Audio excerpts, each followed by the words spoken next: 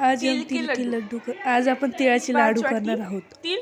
तर मी काही शेंगदाणे, 2 वाटी शेंगदाणे, 2.5 वाटी शेंगदाणे, 5 वाटी तीळ घेतले। आता तीळ एकदम चांगलं असं भाजून घेऊयात आणि 1 किलो गूळ सुद्धा घेतला आहे मी।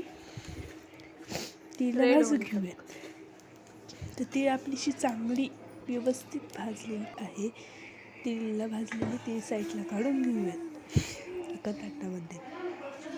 पुन्हा दुसरी तीळ भाजायला टाकून देऊया आणि तिला पण असंच ह्याच प्रकारे सेम मस्त भाजून घेऊयात छान प्रकारे।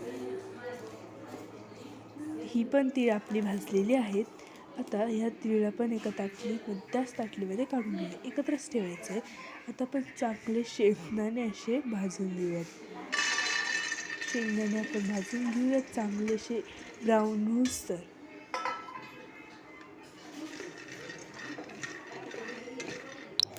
बघा आपले शेंगदाणे असे एकदम चांगले असे भाजलेले आहेत, एकदम ब्राऊन आणि एकदम मस्त भाजलेले आहेत।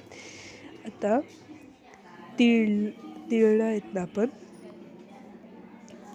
कुटून घेणार आहोत। तीळला कुटून घेणार आहोत, एकदम बारीक असं तीळला आपल्याला करायचं कुटून घ्यायचे। तुमच्याकडे लोखंडी खलबत्ता असणार वगैरे त्यामध्ये तुम्ही तीळला कुटू शकता।